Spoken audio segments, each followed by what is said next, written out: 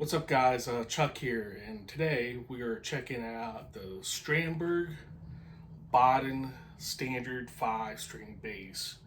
Um, Very first headless bass I've ever played, and the first 5 string bass I checked out on this channel. I played other 5 string basses, Dingwall Spectres, Yamahas and stuff, um, and they're all pretty good. But this is the first 5 string bass I played, and it's got some really cool features.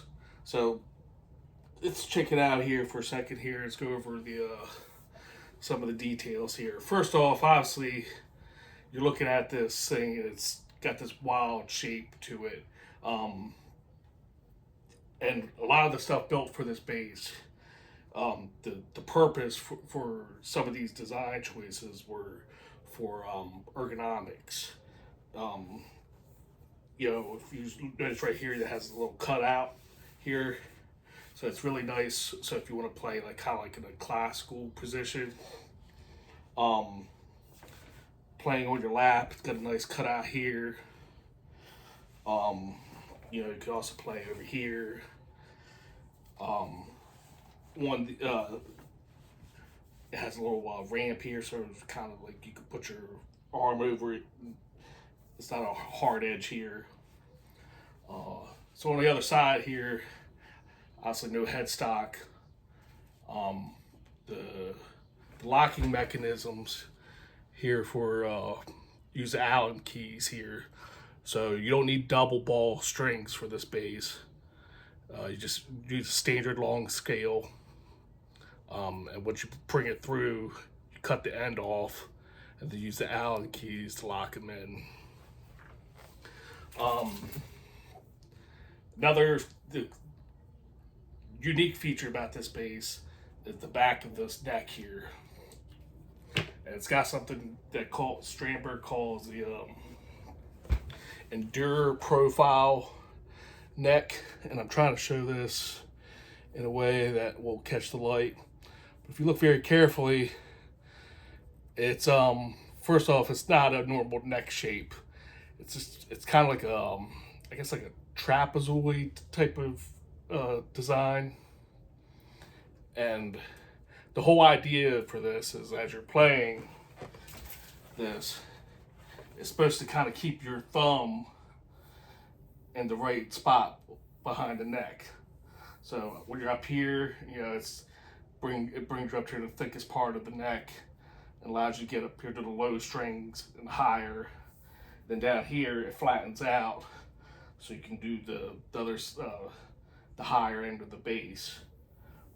You would not think that's very comfortable on first look, but a lot of like I have been dealing with arthritis in my hands for a bit, so it's one of the reasons I wanted to check this bass out.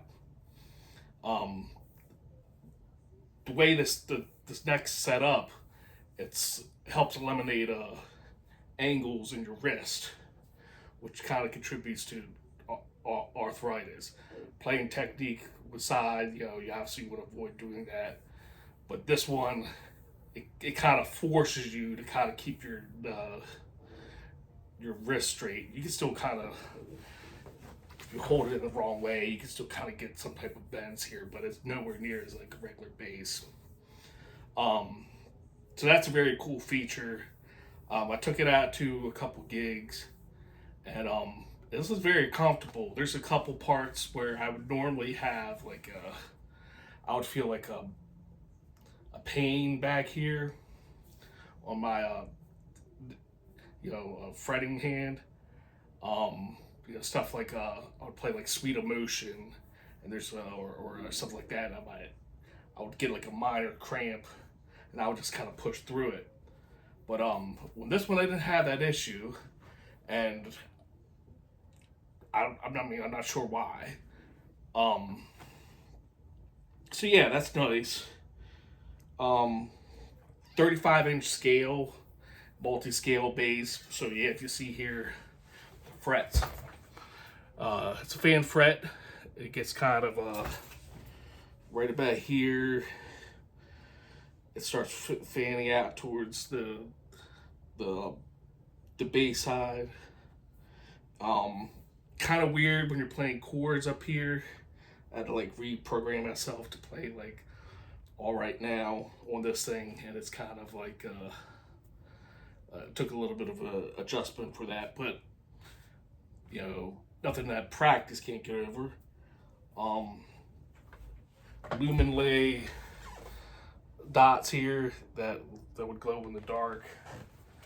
It's got a nice flame maple top here, very nice Fishman Fluence pickup system. The controls are, we have a pickup balancer with a center detent. Volume controls over here, which is kind of weird, but you get used to it. And then you got treble and bass. And then you got a selector switch here that switches these pickups into a different modes here. And we'll go over that, but the summary of those switches is up top here. You have like a passive mode. It's not passive, it's like a passive mode that like simulates that. Middle is like a full-blown active sound, and then all the way at the bottom is like a scoop. All three of those modes you can boost and cut, bass and treble. Additionally, when you have that, you can also pull the volume knob out for single coil mode, which is like another layer of complexity to the sound as you get to this bass. Super lightweight, 6.5 pounds. Like, this thing is like so light, it's like insane. 5-bolt neck attachment on the back here. Battery door back here, you may not be able to see it. So you put the cord in the back here, and this like this enclosure here is the whole electronics portion of the bass. Have not taken that off, but it's like a should be interesting to get a look in there. Another thing is down here is the tuning mechanisms. When you're stringing the bass, you put your string through here. The ball ends would go through this hole over the bridge up to the where the headstock would be, and you do the tunings by turning these knobs in one way or the other. This is like a super stable tuning system here. By habit, like every time I pull this bass out, or like for practice or something, I'll check the tuning. I think since I've had this for like about a little over a month now, I think I've had to tune this bass twice, and very minor adjustments to it. So the tuning is like super sturdy on this. That's very cool. However, the side, you get that tuning stability. You have issues with this little bridge here if you have to make a little adjustments to it. So I wanted to tweak the action a little bit, and in order to adjust the action, you got to reduce the string tension for each string, pull the string off, get a key to unlock the I guess what you call it, the bridge component that the string goes over, and then you twist the bridge piece up higher or lower. Then you relock it, put it back through, and hopefully you got it right the first time. Otherwise, you're doing it again. And you got to do that per string, which I'm gonna be honest, kind of sucks, but you get the tuning stability out of it. So it's not like I think I'd rather have the tuning stability versus that. Let's see if there's anything else about this. 24 frets. 35-inch scale, made in Indonesia bass. Yeah, so let's get here and check it out here. So I'm not going to go through every single tone of this. We're going to start flat in what I call passive mode. Actually, before we do that, let's just focus on the B string for this video, because a lot of people want to know how that sounds. So we are in passive mode, completely flat, and this is what the B string sounds like.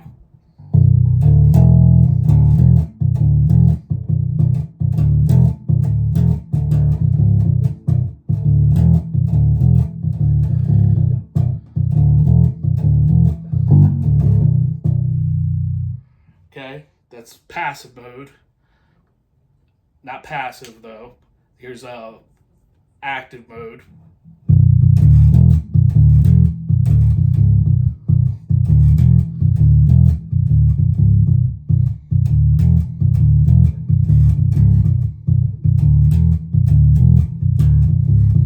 Okay. Scooped mode.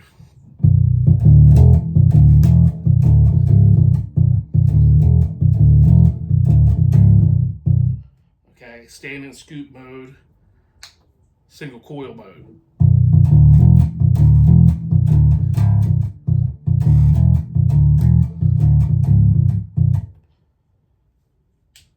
Single coil mode and active mode.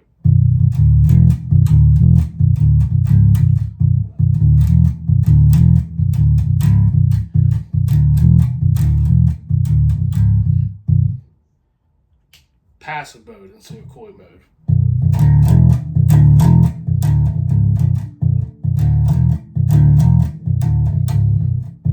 Okay.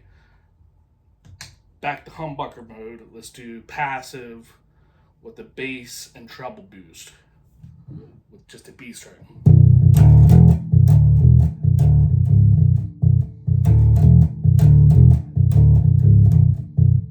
Okay. Active mode, treble and bass boost.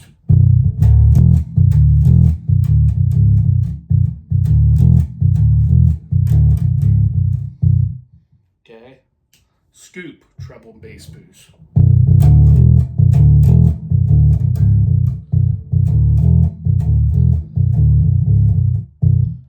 Okay. Scooped single coil mode with treble bass boost.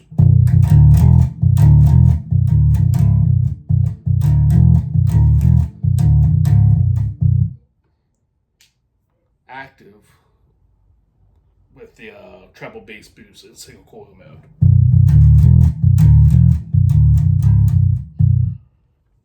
And then finally passive. Okay, let's check out the neck.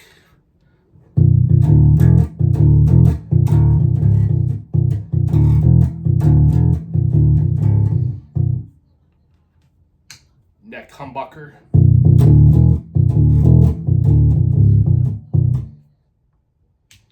Neck humbucker in active mode.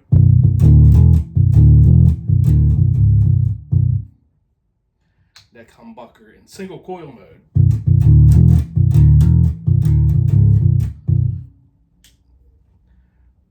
Scooped single coil mode.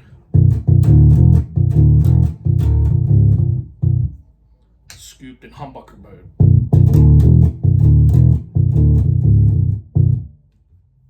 Yeah. So single coil mode, there's a little drop in volume with that. There is a little bit of clarity, but I definitely noticed when you click that on, you lose a little bit of gain on that, which I'll be honest, it's like it's a little bit annoying because it's like so dramatic of a cut. That said, if you want to, this is probably more of an active bass anyway. That you wouldn't be using the if you're using the single coil mode, you probably would need to bump it up on the amp and just let that be if you want to use it like that. So let's go back to flat here and just start checking out like how the bass sounds through a normal way. I'm not going to run through every single setup again. We're just going to kind of do the highlights for this. Otherwise, this video will be like forever. So fully flat, humbucker mode, both pickups. Let's see how this sounds normally.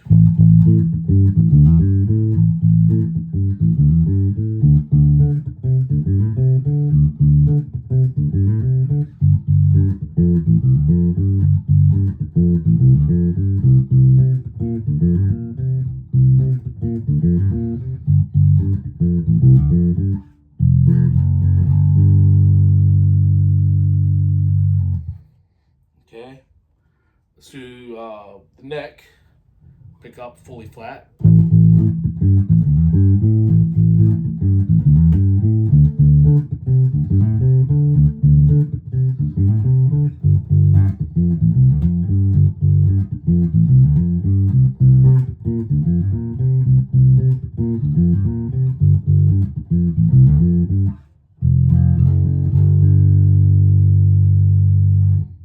It's flat. Okay, yeah.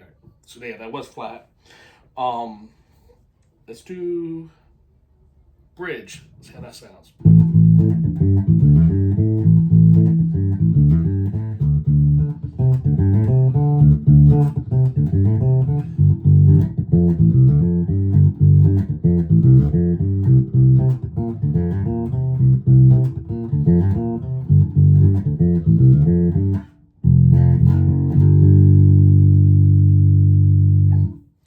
Brittle, let's add some bass to that.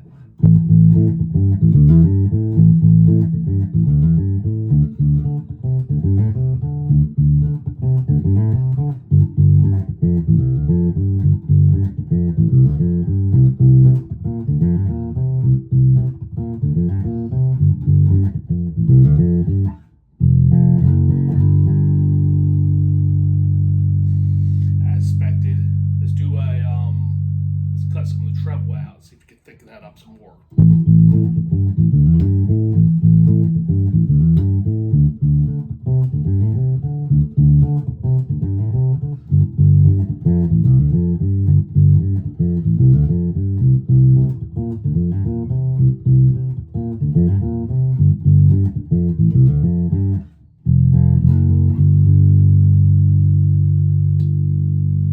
Yep, that's pretty cool.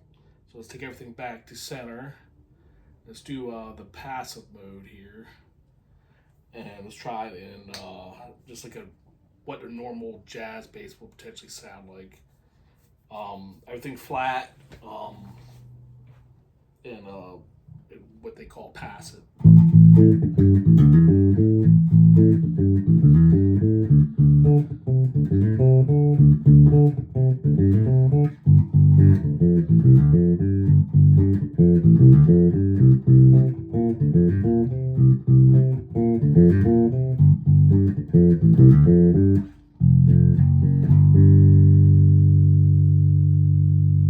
Little thin sounding. Let's do a boost. About 50% to bass and like a smidge on the treble end. See how that sounds.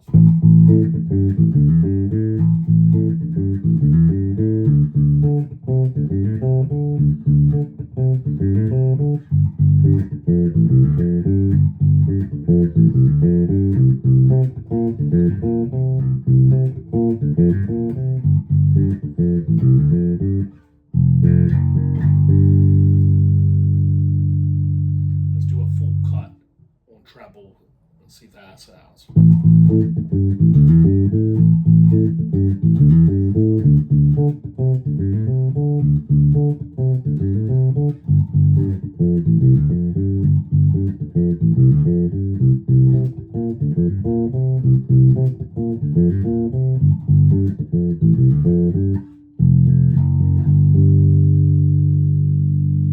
Cool.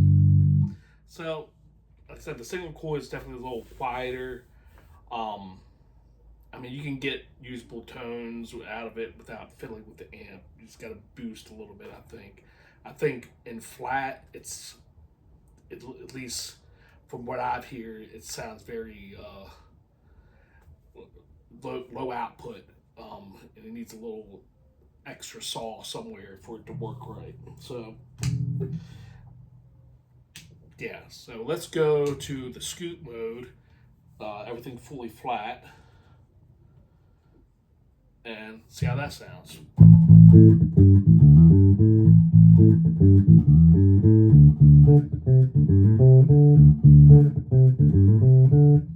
Just for comparison, this is the active no scoop.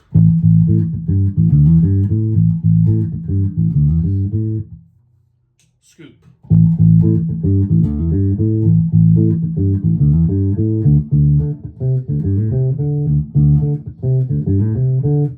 Okay, let's do the scoop in single coil mode, because the jazz bass got kind of like a scoop thing going. Let's give it a little bass boost and a smidge treble boost. See how that sounds.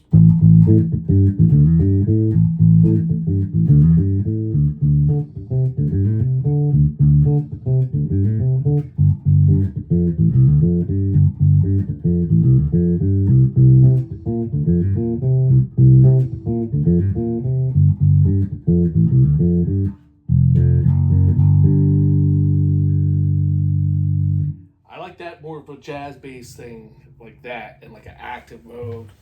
The passive single coil mode is like kind of meh. So, all right, so let's go back to passive and let's check out this neck pickup. Everything fully flat, and see how that sounds.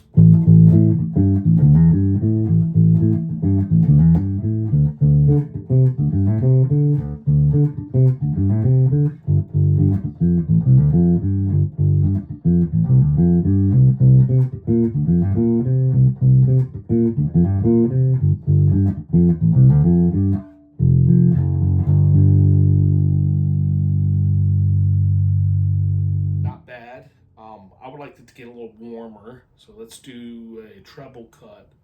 I'm gonna give a little bass boost on it. Let's see how that sounds.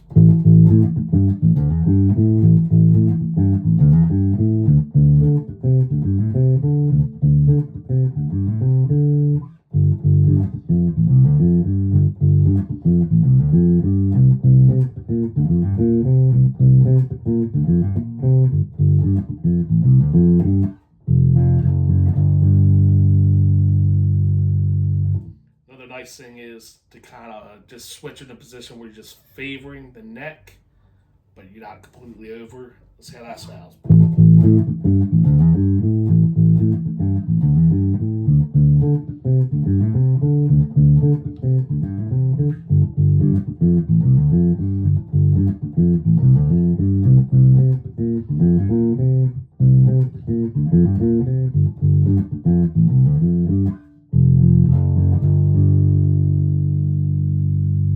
Yeah, I kind of like that a lot.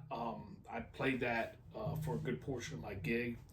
Um, so I lived into that kind of like favor neck position, um, and I kind of toggled to different modes. Um, Mostly stayed on the scoop. Um, Occasionally I would go into passive if I wanted to boost something, but for the most part, um, I stayed in the scoop mode and it sounded really good. So yeah, you got a lot of tonal options that you can do with this bass. Um, you know, there's a saying that says like heavier basses get better sounds, um, and the sound characteristics of the basses I think is this particular bass is pretty unique. It sounds pretty good. Um, Definitely, um, especially when you put it through a PA. Sitting here with the front of the Orange Crush, recording off the phone speaker or phone microphone. It may not come across really good, but um, sounds pretty nice. Um, Ergonomics wise, this is probably the most comfortable 5-string bass I've ever played. I'd have probably given it that. You know, Dingwall. Yeah, I love the neck. Super well built bass. Um, but I had a problem with like reach and that did not help my arthritis playing that. Um, Spectre, it has got a tighter string spacing, so that's another thing with this bass. This bass is an 18 millimeter string spacing. My personal preference is for 5 strings is somewhere 18 millimeters or higher, so 18 to 19. Smaller than that, I do not dig it very much. And I think Spectre's like a 16 and a half or something. So like that's why I kind of moved away from them. Music Man, that's pretty tight string spacing.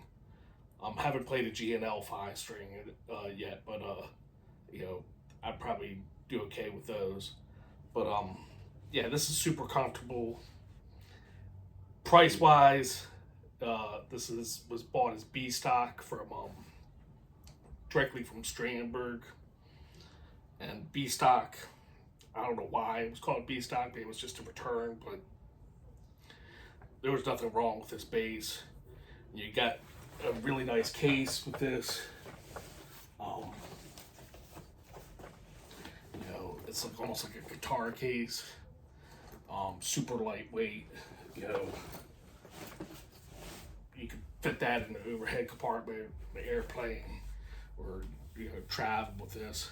And I've noticed since I've had this, because it's more comfortable to play, like I've been playing it more, and it's kind of a weird thing because it's like, I can sit on a couch and play this really easy, and like, not have like, the hand issues I would have like playing another bass.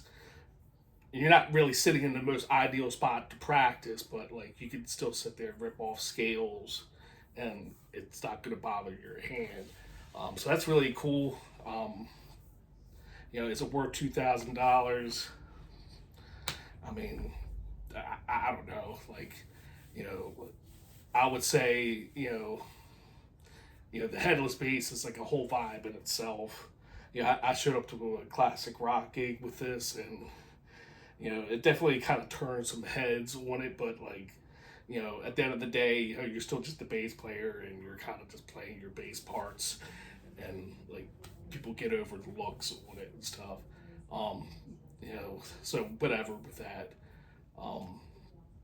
I would say, you know, definitely, you know, I would encourage you to check it out if you're looking for something kind of that's more for ergonomics and like a 5 string model.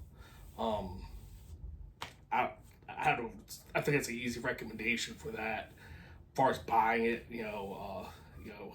try it first. That's probably the word of advice here. So anyway, hopefully that helped out. Until then, check you on the next one. Peace.